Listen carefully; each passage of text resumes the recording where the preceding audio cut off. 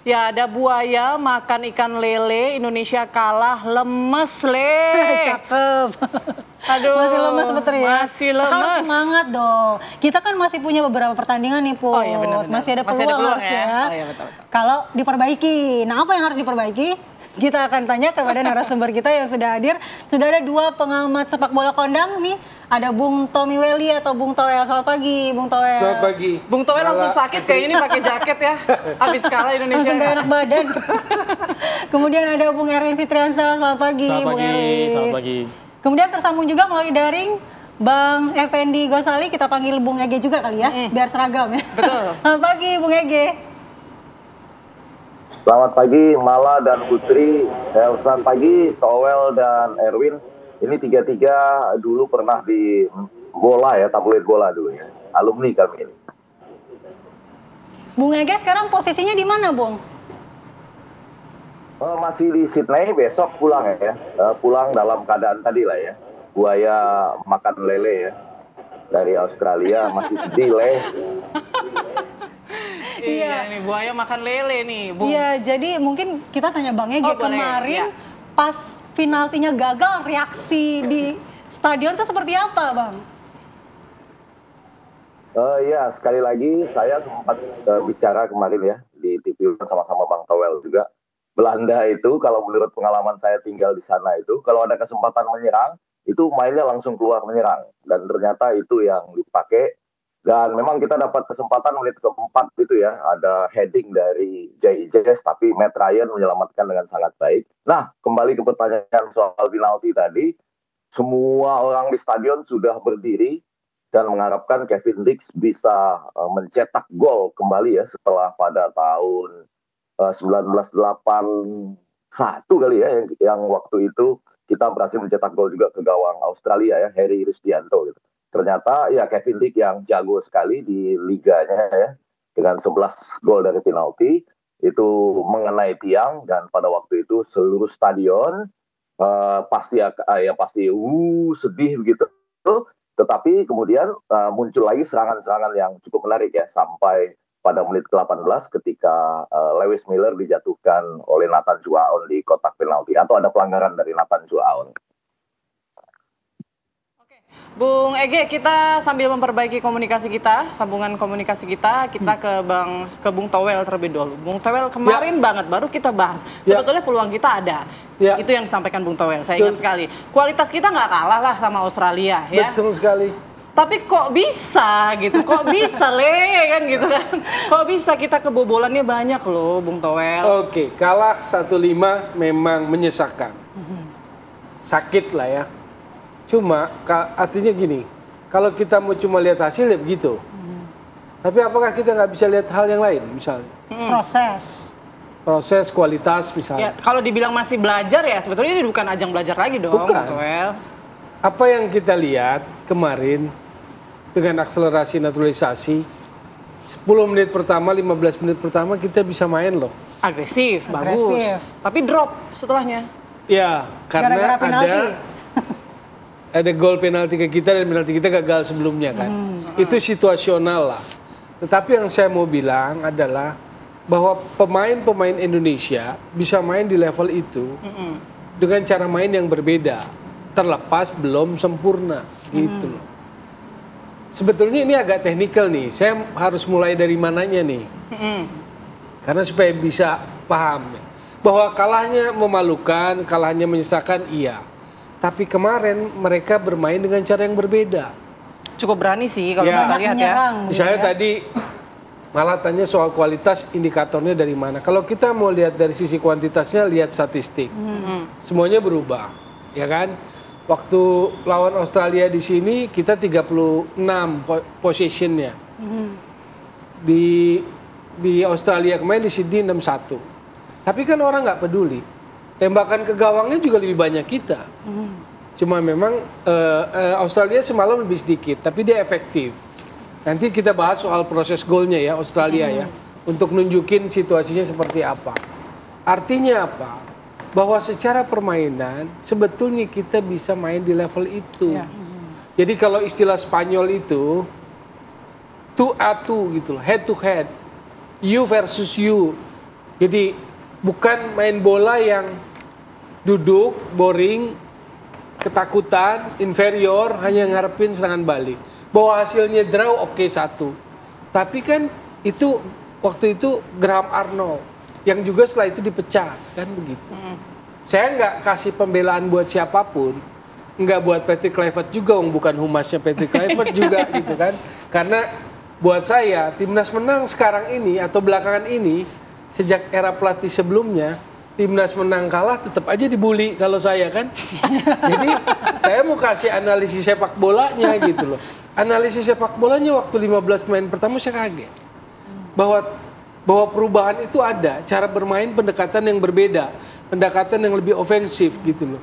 Bahwa pendekatan yang ofensif itu dari struktur permainannya belum sempurna, iya. Nah ini baru masuk ke teknis.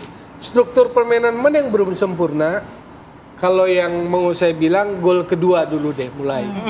Kita itu kemarin pressingnya di atas, nekennya di atas. Nggak kayak kemarin-kemarin. Kalau hilang bola langsung turun ke bawah. Kemarin langsung ngambil di atas, press. Tapi contoh waktu gol kedua press di atas sebelah sini, Dan James press, Marcelino press, satu lagi siapa? Rafael atau si Romeni press, hilang bola ke tengah. Nathan sama Tom Haye habis. Bolanya 50-50, liar bola kan, melewati JIZ, nomor 7 masuk si Australia. 1 lawan 1 lawan si kiper, gol. Tapi momentum mentalitasnya sebetulnya adalah agak berbalik ketika penalti kita gagal. Baik, lalu ke penaltinya si Australia yang dapat kan. Dan itu 3 gol Australia termasuk penalti pertama itu set play semua, set piece, sepak pojok semua. Nah, disitulah yang saya bilang secara struktur permainan, ide gagasan taktikalnya belum sempurna. Baik, Gitu. kita minta pendapat Bung Erwin. Apakah betul gagasan taktikalnya ini belum sempurna, Bung? Penalti gagal yang pertama ya. Penalti gagal itu Kevin Dix yang ditunjuk jadi Algojo. Kevin Dix itu di klub Copenhagen. Dia itu memang penalti taker. Jadi dia 12 kali penalti berhasil, 1 kali aja gagal di klub. Kok yang dilalah pas di Indonesia gagal juga dia. Padahal memang sudah tugasnya dia gitu ya, ditunjuk karena rekornya bagus. Itu game plan-nya juga bagus. 15 menit awal game plan dari Indonesia juga bagus gitu.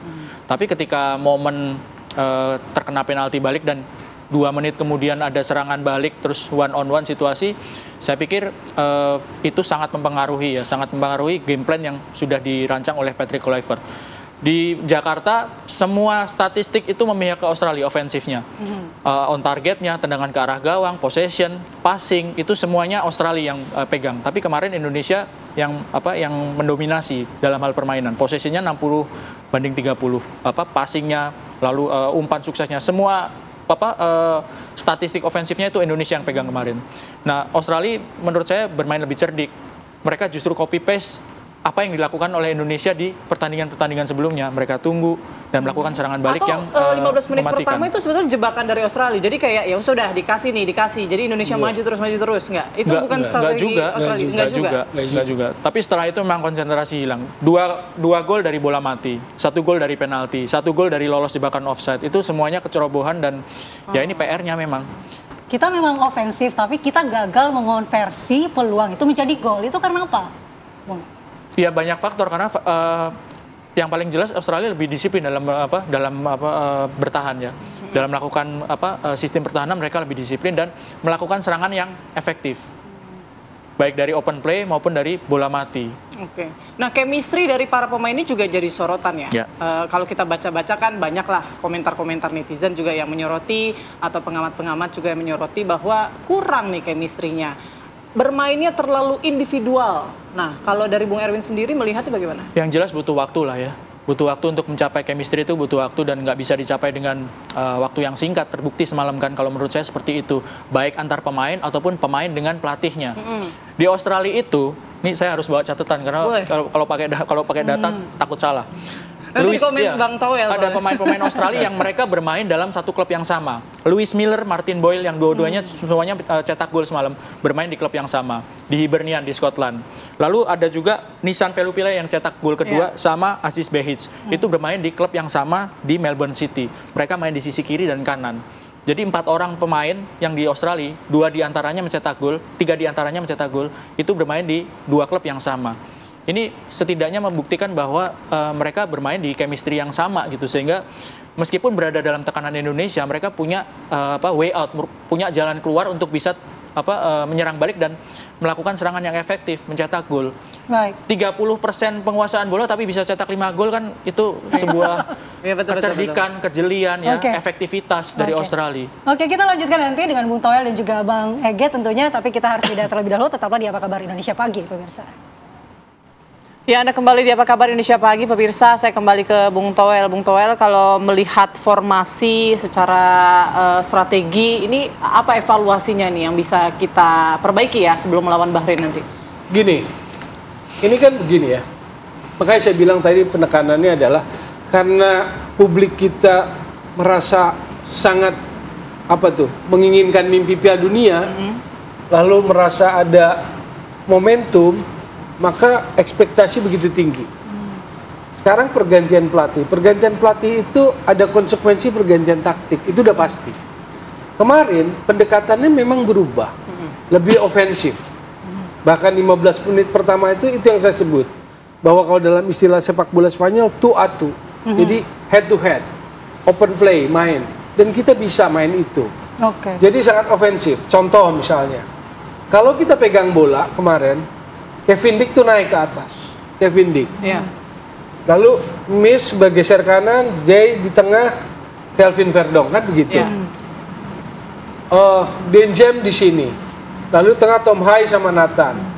2-10 oleh Romeni, Marcelino, Rafael Struijk. Jadi sangat-sangat berani ofensif. Nah, problemnya dalam struktur permainan sepak bola itu kan bertahan, transisi, menyerang. Begitu juga pada saat menyerang, hilang bola, dia transisi bertahan. Nah, contoh yang saya sebut tadi, gol kedua. Pada saat transisi counter attack, gagal gitu loh. Di luar kejadian yang penalti. Itu satu. Yang hal lainnya, sekarang gini misalnya. Apakah ketika pelatih menerapkan strategi itu, dia tahu resiko, berhitung resiko, tahu. Tapi resiko itu kemudian menjadi lebih besar ketika ada error-error individual. Ya. Misalnya gol pertama ke kita, Natal Juaon duel di man marking di area penalti, sepak pojok jadi penalti. Nathan Juaon. Yang gol keempat, Sandy Walsh masuk, man marking lagi dengan Lewis Miller, di spin. Jadi gerakannya in, dia putar balik, lewat. Jadi positioningnya Gol. kurang ya? Itu bola mati lagi yang saya bilang tadi, set play prosesnya. Yang kelima, gol terakhir Australia, sepak pojok lagi, set play, gitu loh. Jadi ada hal-hal yang memang belum sempurna itu tadi. Saya nggak mau jadikan, atau saya tidak mau bagi siapapun, cuma saya nggak mau bilang gini loh, karena 2 hari, karena 3 hari kumpul, karena chemistry. Saya nggak mau ngomong begitu. Kenapa? Karena di sepak bola internasional, di jeda FIFA Matchday yang sangat sempit, memang semua pelatih menghadapi situasi yang sama. Cara pandang kita jangan samakan dengan pelatih klub yang day by day, Ya. yang setiap hari, setiap Ketemu minggu, ya? setiap bulan. Setiap pelatih tim nasional dia akan berkumpul 3, 2, 4 hari gitu. Oke. Kita Jadi tanya- nggak boleh, kalau itu faktor yes, Ya. tapi saya juga nggak mau jadikan itu alasan. Dan saya juga nggak dengar itu dari Ya, Clive. itu harus diperbaiki lah Tapi ya. kalau kita mau bicara teknis yang terjadi, itulah yang terjadi. Baik. Ada error-error individual di situasi apa? Misalnya di situasi transisi kehilangan bola, counter attack Australia jadi, gitu loh. Kita tanya Bang Ege ya, setuju nggak Bang Ege dengan Bung Toel? Oke, komunikasi belum tersambung ya. Kita ke Bung Erwin mungkin. Bung Erwin Ya. menanggapi tadi, Bang Toel gimana? Kalau saya sih lebih kepada ini ada pertanyaan-pertanyaan yang bukan mau bermaksud kenapa bukan ini yang main, kenapa si ini yang main gitu ya. Tapi coba kita merujuk pada pernyataan Patrick Kluivert ya. Kluivert itu kan nggak banyak memberikan statement di media secara terbuka. Yang dia paling banyak memberikan statement adalah ketika diperkenalkan sebagai pelatih ya di Hotel Mulia waktu itu. Dia bilang bahwa dia akan melihat pemain-pemain yang menit bermainnya banyak. Dia akan mengutamakan pemain-pemain yang menit bermainnya terbang banyak lah di ya. klub. Ya. Tapi semalam pertanyaan itu muncul dalam diri saya ketika Nathan Choaon dipasang sebagai starter. Nathan itu sekali lagi saya harus baca catatan karena ini statistik. Nathan itu klubnya Swansea 38 kali main di Championship dia hanya punya menit main 2 menit saja sebagai pemain cadangan, sebagai pemain pengganti. Ya, dia hanya bermain di 2 menit saja dari 38 kali klubnya bermain di Championship. Berarti penempatan Nathan ini kurang tepat ya? Dipertanyakan, saya pertanyakan tepat atau enggak itu pelatih yang tahu. Apakah dia kondisinya fit, apakah pemain lainnya kondisinya enggak fit. Tapi di posisi Nathan ada Ivar Jenner itu klubnya 20 kali main, dia main sebagai starter. Meskipun dia hanya bermain di klub yang Young Utrecht, dia bukan tim seniornya. Ada juga nama Ricky Kambuaya, pemain Dewa United. Itu dia juga bermain 20 kali di klubnya sebagai starter. 70% dia main sebagai pemain starter. Jadi ada pemain-pemain yang kalau merujuk pada statement dari Kluivert, dia akan melihat pemain yang punya menit bermain banyak di klub. Karena memang masuk akal bahwa kalau jam terbangnya di klub itu menit bermainnya banyak, dia akan tertempa dalam situasi pertandingan. Sementara kalau dibandingkan dengan Nathan, dia hanya 2 menit main selama klubnya itu main 38 kali di Championship. Saya tanyakan langsung ke Bung Ege. Bung Ege, ini soal man marking ini apakah sependapat dengan Bung Toel dan Bung Erwin? Oh ya, sependapat dalam arti keasikan menyerang ya. Kalau situasi yang ada di sini, kalau kita tonton, itu boleh dibilang sepanjang pertandingan sampai gol ketiga, itu asik dalam arti ketika pemain-pemain kita keluar menyerang, itu semua semangat, tepuk tangan, teriakan-teriakan Garuda Indonesia yang terjadi. Lalu tiba-tiba kemudian ya ada penalti itu ya, yang bisa dikonversi oleh Martin Boyle itu. Lalu ada kehilangan tadi, salah tarik ya, offside atau tidak itu, kemudian menghasilkan gol dari Nissan Pelupele itu. Dan mulailah sesudah itu ada gol ketiga, itu Jackson Irvine bisa berhadapan 2 kali ya dengan kiper. Dia menendang pertama kali, Martin Pas bisa mencoba membloknya, masih ada kesempatan kedua, dia bisa menempatkan dengan begitu santainya. Jadi betul, saya ingin mengatakan permainan tadi malam itu cukup unik untuk ditonton di stadion. Kita setiap saat ketika menyerang itu dan dengan penguasaan bola yang sangat tinggi itu sangat gembira, bertepuk tangan, masih berteriak-teriak. Tapi kok di belakang, persis seperti yang disampaikan tadi, sebetulnya bisa saja ada Joe Pelupesi dengan Ivar Jenner misalnya, untuk menutup Nathan yang menit bermainnya kurang. Kemudian juga barangkali Rizky Ridho ya dengan Jay Ijes bisa juga menjadi alternatif di belakang.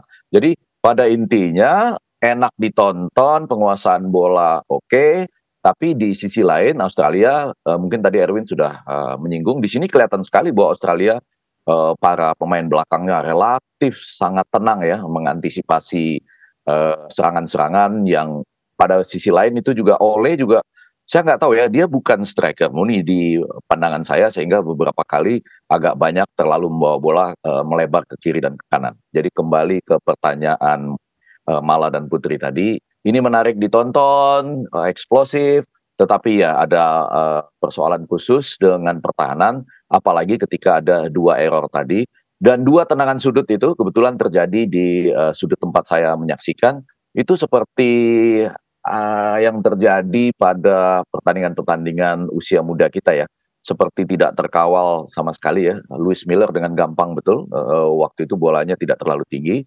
sementara Jackson Irving itu memang seperti memanfaatkan tinggi badannya dan dengan sekali heading itu bisa menaklukkan Martin Pas. Bung Nawal, mungkin bisa ditanggapi. Pertandingannya memang menarik untuk ditonton, tapi hasilnya tidak bisa memuaskan. Tampaknya gitu. tidak seperti tidak terkawal kalau kata Makanya kalau kita bicara hasil jelas sudah clear, sudah menyesakan, apa sakit lah karena kalah telak gitu loh.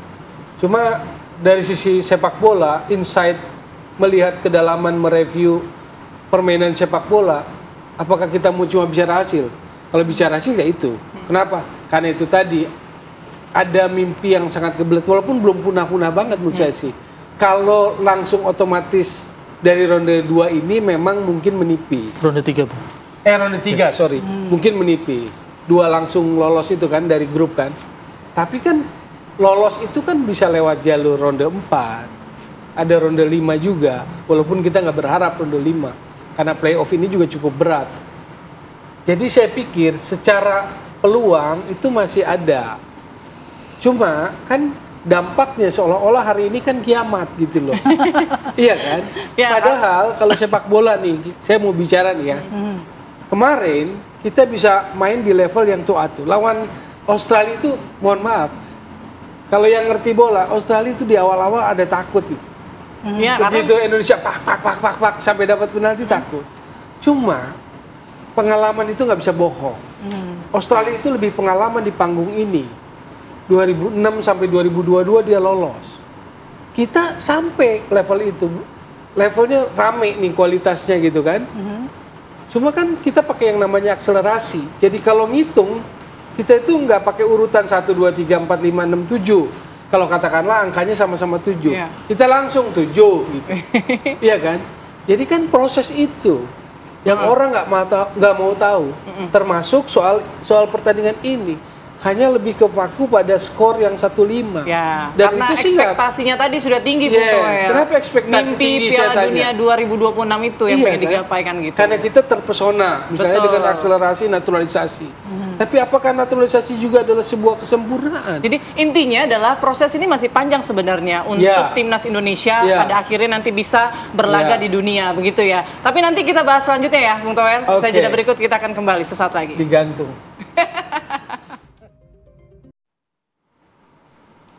Kita lanjutkan dialog pemirsa, kita ke Bung Erwin ya untuk menanggapi kalau kata Sintayong itu kita kurang waktu buat latihan. Bung Erwin, gimana tanggapannya?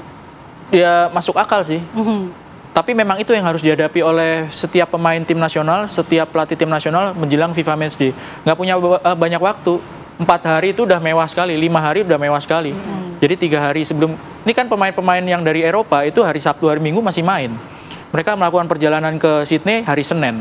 Hari Senin nyampe pasti rest, ya kan? Selasa mereka latihan, Rabu official training, Kamis udah main. Jadi hanya 2 kali sempat untuk latihan mereka. Dan ini yang harus dihadapi di pertandingan-pertandingan berikutnya. Kecuali nanti kalau misalnya lawan Bahrain ya, karena ini kan satu paket nih, tanggal 20, 25. Tapi nanti kalau mau menghadapi Cina sama Jepang di bulan Juni, kondisi yang sama akan terulang. Memang waktunya nggak banyak dan ini yang harus dihadapi baik pelatih ataupun pemain, bagaimana saling beradaptasi, pelatihnya beradaptasi dengan pemainnya, melakukan taktik strategi seperti apa, pemainnya juga harus beradaptasi dengan rekan-rekannya, dengan pelatihnya juga. Ya ini kondisi yang memang dihadapi dalam sepak bola modern dan harus bisa menghadapi situasi seperti Jadi itu. komunikasi memang belum terjalin maksimal sebenarnya ya. Kalau dilihat dari permainan semalam ya seperti itu, karena bola atas tendangan sudut 2 kali kena ya, tendangan penalti itu awalnya juga dari tendangan sudut itu kan ada lawan yang tidak terkawal. Itu kan bukti bahwa komunikasi kurang terjalin dengan baik dalam situasi itu ya. Oke. Itulah Nggak dalam situasi yang pertandingan dikecewakan semuanya. juga oleh netizen, di mana kan permasalahan sebelumnya dengan pelatih sebelum ini kan masalah komunikasi, Ya. ya kan, masalah ruang ganti, begitu taktikal. Nah, ketika ada yang baru pergantian ini kan harapannya juga komunikasi jadi lebih baik, tapi belum kita lihat ya, belum maksimal komunikasi. Mungkin ya tadi dugaan dari Bung Erwin, komunikasi antar pemain ini masih kurang dalam laga kemarin. Nah, sekarang pun ramai. Kalau kita bilang ini kekalahan Indonesia jadi ujian terberat bagi Patrick Kluivert ya. Banyak sekali tagar-tagar ataupun juga tagar-tagar Kluivert Meme-meme gitu out ya. begitu ya, meme-meme soal STY begitu. Nah, coba kita tanya. Ada juga informasi katanya sepanjang laga kemarin ketika kita sudah kebobolan ini banyak yang menyuarakan STY di Stadion Australia. Kita coba dengarkan ya videonya.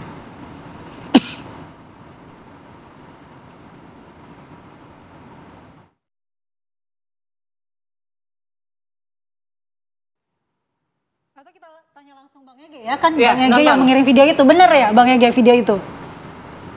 Ya, ini video yang ada di stadion dan memang beredar juga di tempat lain ya. Saya tidak tahu persis siapa yang merekam, tapi saya ada di sana dan memang satu kali pernah terdengar teriakan ini ya. Cukup lumayan lah di stadion dengan kapasitas 41.000 yang nonton 37.000. Sempat ya 30 detik lah ada teriakan-teriakan seperti ini. Tapi saya mau gambarkan 3 hal ya. Yang pertama, kita kemarin sudah membicarakan ini ya dengan Toel dan teman-teman di TV One, bahwa mudah-mudahan pada saat kita menonton pertandingan ini, harapan kita sama, baik di stadion maupun di nonton bareng atau nobar manapun, plus 62, plus 61, dan lain-lain. Yang kedua, memang ada masalah-masalah komunikasi tidak hanya di lapangan. Masalah komunikasi yang saya maksudkan itu misalnya, ini kan kita PSSI sendiri kalau ditanya mau ke Piala Dunianya kapan? 2034. Tapi pada kesempatan lain maunya lolos 2 besar di grup ini gitu ya. Berarti kan lolos langsung dengan sangat apa ya? Sangat taktikal untuk 2 pertandingan ini, Australia dan Bahrain. Dan yang ketiga, posisi Sintayong ini kan unik sekali. Sintayong ini selalu akan terlihat benar dan bagus ya di media, sementara Towel itu bisa selalu salah karena 2 hal. Kalau kemarin misalnya kita menang 2-1, berarti ini terima kasih Coach Sintayong, dia yang mengantarkan ke Patrick Kluivert gitu. Tetapi ketika kalah, maka yang jadi masalah memang Sintayong yang benar, Kluivert yang salah. Bahkan ketika Sintayong seperti melambaikan tangannya, angka 5 itu ya dari jaringnya 5 dianggap dia sudah memprediksikan 5-1 gitu. Jadi memang harusnya ke depan kita sekali lagi, saya kemarin tertarik ada poster yang saya kirimkan juga ke TV One waktu live itu ada ya tulisan yang mengatakan terima kasih Coach Sintayong ya dan good luck Patrick Kluivert. Dan memang betul itu seperti yang saya katakan tadi, buaya le itu ya buaya makan ikan lele dalam sepak bola itu selalu sedih le gitu. Jadi nggak ada cerita tentang tentang sepak bola yang kalah itu ya enak. Sementara kalau menang itu seperti boleh ngomong apa saja di media. Nah, balik ke tadi ke komunikasi apa yang terjadi di sini, sebetulnya kami terbagi 3 ya. Sebagian yang keluar dari stadion tetap mengatakan kita pernah kalah 0-4 lawan Jepang, tetapi kemudian menang 2-0 lawan Arab Saudi. Jadi masih ada harapan. Yang kedua, betul. Yang kedua tadi adalah bagian yang berteriak kembalikan Sintayong tadi. Nah, yang ketiga ya adalah mereka yang relatif menurut saya lebih rasional, lebih tenang, mengatakan permainan kemarin itu enak sekali. Memang ada beberapa kesalahan individu, ditambah dengan tadi ya pertahanan dan mungkin penempatan orang-orang yang belum tepat, dan sayangnya saya nggak tahu ya, memang Patrick Kluivert sejauh pandangan saya adalah penyerang luar biasa pada masanya, tapi belum pelatih yang baik. Jadi harus ada upaya untuk misalnya mengganti para pemain dengan agak cepat, tapi itu tidak terjadi. Nah, secara umum penonton tetap mengatakan bahwa kita masih punya harapan kalau ini bisa diperbaiki menjelang lawan Bahrain. Baik, Bung Ege. Saya ke Bung Towel. Bung Towel, Ya. kalau di era sebelumnya komentarnya begini. Indonesia kenapa sih bertahan terus gitu? Kenapa strategi bus parkir, siapa tuh yang ngomong tuh dulu? Erwin gitu. Nah sekarang giliran kita udah ofensif nih, salah juga lagi. gitu kan? Yang ibu salah siapa? Kurang bertahan ya, netizen juga ngomong Ya kan, gitu bukan kan. Bung Towel. Berarti kan bus parkir strategi yang bisa dipakai juga sebenarnya kan? Artinya saya bilang kan, sepak bola kita hanya peduli hasil, nggak lihat kualitas. Nah, pertanyaannya waktu itu ketika dikasih naturalisasi 10 tambah 12 jadi 15 jadi 17 jadi 19 sekarang, kalau pakai Elkan jadi 20. Kalau yang kemarin kan parkir bus terus kan, retreat, defend, counter attack, retreat, defend, counter attack. Pertanyaan filosofi bolanya kan saya bertanya itu, apakah kualitas yang dinaturalisasi ini hanya bisa itu? Ternyata semalam enggak. Hanya itu tadi, kalau merekonstruksi sebuah bangunan belum komplit, belum sempurna. Gitu loh. Tapi kita Struktur. menghadapi Bahrain nih, apa yang harus Ya. kita lakukan? Ya saya pikir kesalahan-kesalahan itu kurangi. Set play perbaiki, menghadapi tekanan lawan dari bola-bola mati, baik itu sepak pojok maupun tendangan bebas. Karena semalam 3 gol yang bersarang kita berawal dari sepak pojok.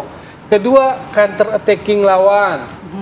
Lalu pemilihan pemain, sorry, ini senior, boleh kita sebut. Menurut saya Nathan Chuaon adalah titik lemah. Kenapa? Karena kemarin dalam posisi yang sangat ofensif, contoh. Yang kemarin nomor 9 siapa babak pertama? Strike kan di starting. Iya. Nomor 10, 2 loh. Romeni sama Marcelino. Artinya ada beban yang berat di Haye dan Nathan Chuaon. Nathan nggak main, dia bilang, kelihatan. Orang yang nggak main di level kompetitif kelihatan. Contoh gol ketiga Australia, Nathan nonton loh, ulangi deh tayangan-tayangan ulangannya. Dia baru bereaksi ketika bola kedua rebound datang lagi dihantam sama Jackson Irvine, dia baru bergerak. Bung Erwin Jadi ngangguk-ngangguk. artinya ada momen dia nonton. Padahal disitulah dia harusnya ambil. Harusnya langsung ya. Iya. Jadi kalau boleh saya bilang itulah. Berarti responnya kurang cepat ya? Apa ya? Ya itu tadi ada feeling, ada level kompetitif yang dia hilang karena dia nggak main. Betul bahwa naturalisasi itu mengakselerasi, tapi contoh case per case, makanya nggak boleh terpesona, terperangah, tetap kita punya daya kritis karena mereka belum sesempurna itu. Itu loh. Kita ke Bung Erwin juga nih. Pertanyaannya untuk apa nih? Bahrain. Untuk Bahrain. Pemilihan pemain yang pertama harus diingat semalam Max Hilgers sama Sandy Walsh keluar karena cedera. Kalau mereka nggak bisa main, terutama Hilgers, siapa yang mau dimainkan? Di situ ada Jordi, ada Rido, ya.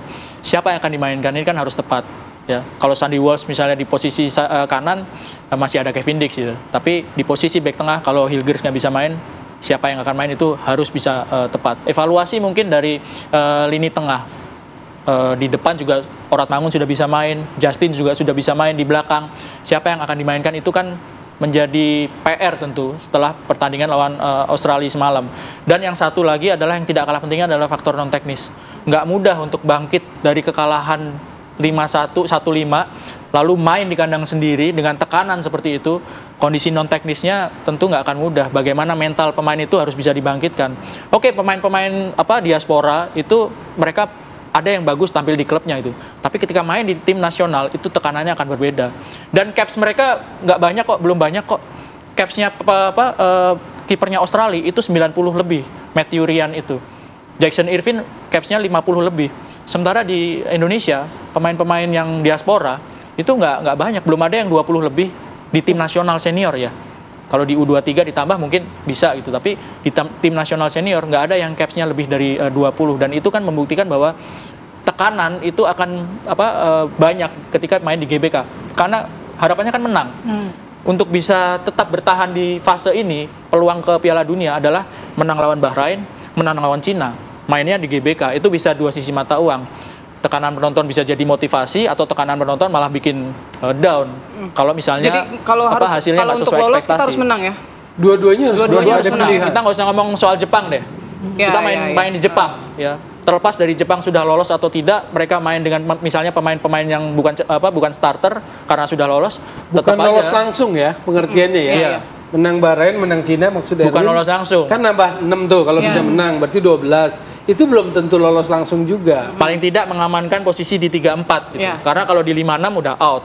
3-4 itu akan main lagi di babak keempat. Ronde 4. Iya, ronde 4. Tanding lagi lawan tim-tim lain gitu. Oke, kita terakhir minta tanggapan Bang Ege. Bang Ege ini mengatakan bahwa sangat sedih dengan hasilnya, tetapi kita harus tetap tegak berdiri. Nah, tegak berdirinya seperti apa nih untuk melawan Bahrain, Bang Ege? Singkat saja, Bang Ege. Tadi nggak dijawab ya.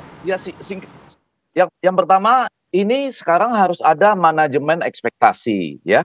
Saya khawatirnya, ini bukan saya yang mengatakan, Andre Rosiadi pernah mengatakan, kalau terjadi hal seperti ini, maka pada waktu lawan Bahrain, jangan-jangan ada penonton yang begitu mau mulai saja sudah meneriakkan STY, STY begitu ya. Jadi ini kita butuh manajemen ekspektasi dalam konteks, ya kita mudah-mudahan kita sama-sama memberi dukungan, karena kalau ada hal yang seperti itu di lapangan pada waktu lawan Bahrain, tekanannya akan menjadi lebih besar ya, seperti yang tadi disampaikan oleh Erwin.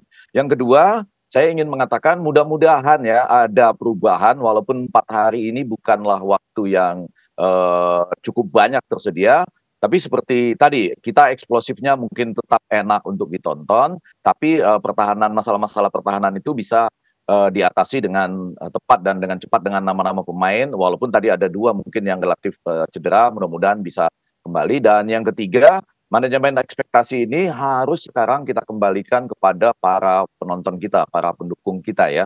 Mungkin kalaupun nanti harapan dari rakyat tidak tercapai di 2026, nggak apa-apa. Kita dukung terus, dan bagi mereka yang masih punya memori indah dengan pelatih lama, juga nggak masalah. Asal, mari kita dukung dulu lah 2 pertandingan ini ya, untuk memberi kesempatan kepada Patrick Kluivert, walaupun nanti kita bisa saja mengatakan, oke, Patrick, Anda seperti digambarkan dalam film-film kartun itu pada hari ini ya, Anda gagal dan seperti tergagap-gagap. Tapi berikan dulu dukungan untuk 2 pertandingan ini. Keindahan memori Anda dengan Sintayong juga tidak ada masalah, tetapi berikan dukungan di 2 pertandingan ini ketika kita menjadi tuan rumah. Kita tetap harus berdiri tegak. Tetap harus berdiri tegak, tetap berdiri semangat. tegak. Peluang tadi masih ada ya. Menang 2 kali mungkin melawan Cina dan Bahrain, kita masih bisa punya peluang untuk ke Piala Dunia 2026. Terima kasih banyak.